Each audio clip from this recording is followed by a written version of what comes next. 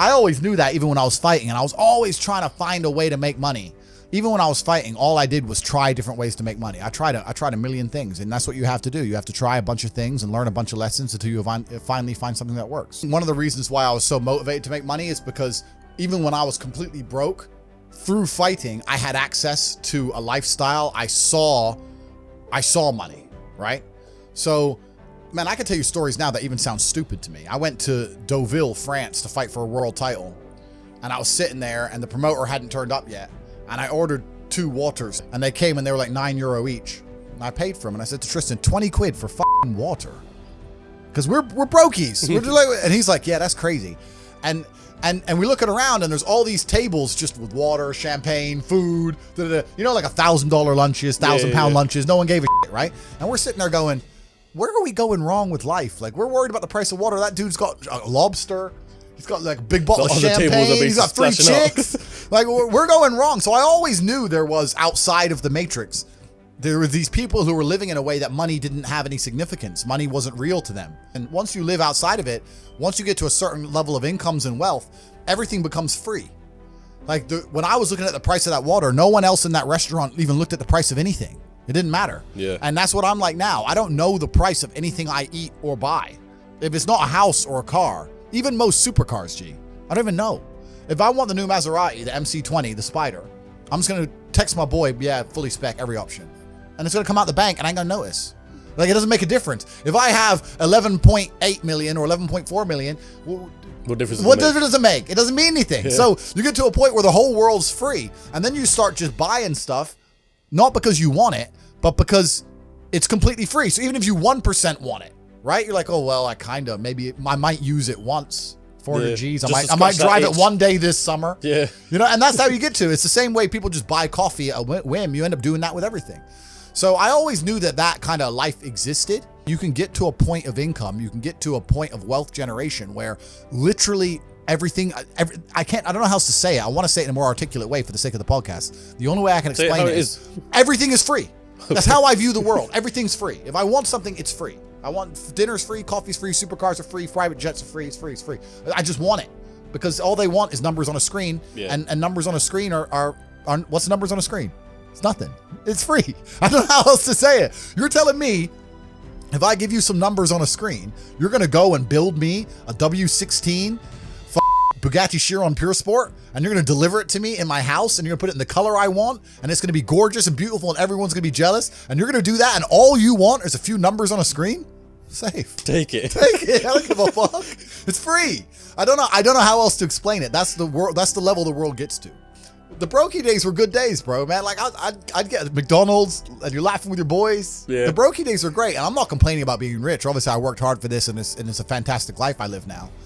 But I think without those brokey days, without those original days to compare it to, without that juxtaposition, then I don't think being rich would be fun at all. I think it's only fun because you can compare it to the days when you weren't rich. That's the only thing that makes it fun. The only thing that makes a $10,000 steak fun is that you can laugh saying how you never had 10 grand in your bank till you were 27 years old. Yeah. Like otherwise it's boring. Otherwise steak. And I think if you're born with too much money, that you'll never truly be happy. I think you need the brokey days. They're the best days. It's not the destination, it's the journey. And humans, we all work in regards to, it's even the way the human body works, right? If you're driving at 200 miles an hour, you don't feel it. You only feel the acceleration getting to 200 miles an hour. Yeah. So if you were born at 200 miles an hour, it doesn't feel fast. It doesn't feel fun. My life feels fun now because of all the acceleration to get here, and I can remember the times when I was stuck by the side of the motorway without a car. Yeah. So I have that juxtaposition. Without that, it's not even interesting. It's not even fun. So the brokey days, anyone who's out here who's broke, good. These will be the happiest days of your life once you made it. You just got to remember everything and sit around with your boys. I mean, maybe some people change with money. Maybe if you get new friends and things change, but I hang around with the exact same people I did when I was poor. I got the same friends. I live with the same people, the same guys, same jokes, nothing's changed for me. So for me, I'm just a broke guy with a bunch of money. That's all that's happened. And life really doesn't have to be that complicated. When you see somebody that has something you want, you just got to try and work out how they got it. Yeah. And that's the missing part. Most people see people with things they want and they don't do the second half. They don't try and work out how they got that thing. Oh, my man has a Ferrari. Okay. I wish I had a Ferrari. Okay. They don't sit there and go for an hour. How did he get a Ferrari? It doesn't cross that part is the part they don't want to do, right? They just go, oh, here's a Ferrari, wish I had a Ferrari, and they go back to TV. Yeah. And that's why they lose. When I talk about the Matrix, I'm talking about the systems which have been created by society, which are deliberately designed to enslave. In the movie, the Matrix were used for our body heat, but here in this Matrix, we're used for our efforts and our energies. And you're existing inside of a system which is deliberately rigged to make the rich richer and for the poor to stay poor. Yeah. And you can sit there and get upset about it. You can sit there and cry about it and say the system needs to change, which is what some people do, socialists, XYZ. But I think I know that's a waste of time, right? That's futile. The best thing to do is to understand the rules of the game and find a way to win. So yes, the game is rigged. Yes, the rich are always going to get richer. Yes, the poor are always going to struggle. And that's the way the game is set up. So you still need to find the best move on the chessboard. There's no point sitting there saying, I want to play a different game, because that's never going to happen. A lot of people don't understand that the entire world, the most valuable thing on the planet today is human capital. Even the people at the very, very top echelons of life, all they care about is controlling people. The people who are in charge of governments and stuff, all they care about is controlling people, making sure you do what they want you to do. I don't want to get too political and talk about Epstein's Island and all that crap, but once you get to a certain level of money, all they want is people. People are the most important thing. You can't have a business without people. You can't have a government without people. You don't have anything without people. So I don't see why you wouldn't have the people you're born with, who share blood with, and just do a handshake as men and say, okay, let's not f each other over, let's get rich. Because now you're doubling your manpower. Right? It's player versus player out here, man. It's on the street. It's not easy. For every dollar you make, for every pound you took it from someone else. You don't make money, you take money.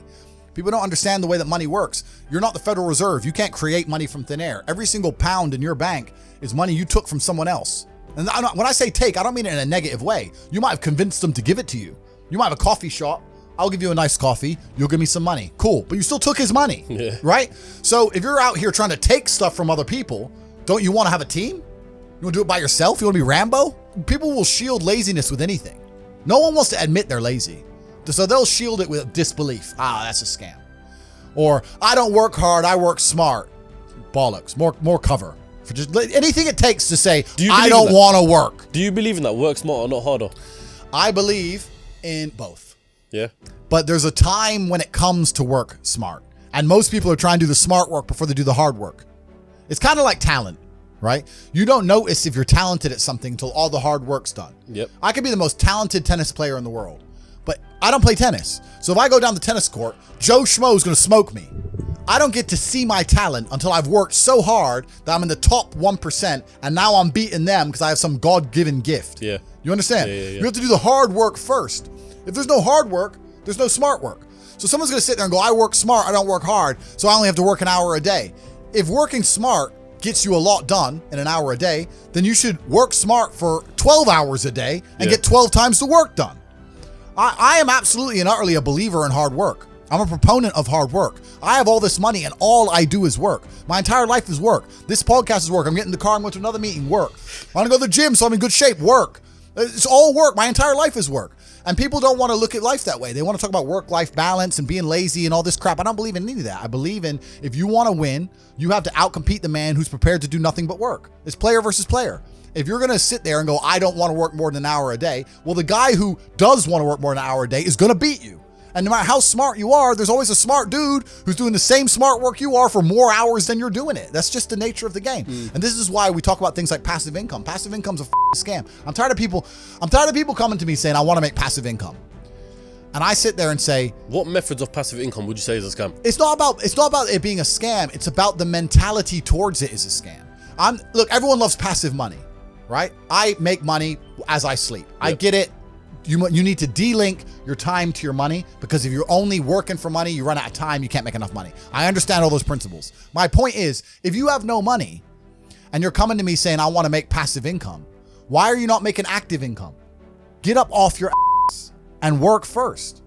Because there's no such thing as completely, truly 100% passive. You're going to have to check on it. You're going to have to maintain it. You're going to have to find a new tenant for that property. You're going to have to make sure that DeFi crypto farm you're in doesn't go to zero. It's not a rug pull. Yeah. You're always going to have to keep an eye on it, right? But the idea that people with no money are already so concerned with making money without work is amazing to me. You should be worried about active income. If you show me, if I'm a brokey and you show me how to make $1,000 an hour, I don't sit there and go, okay, but how can I make that passive? I go, cool, I'm making $18,000 a day because I'm going to work. Dude, you don't need to worry about passive income until you have no more time. I look at passive income because I have 18 hours a day I work. When all 18 of those hours are done and my workload still isn't finished, I have to find a way to make some of those income streams passive, either via staff or whatever else. Yep. And that's how I work smart. I use all of my time, and when all my time is done, now I have to become more efficient so that I can get more done within the same time frame. To sit there and say, I don't want to use my time, so I want passive income is dumb shit.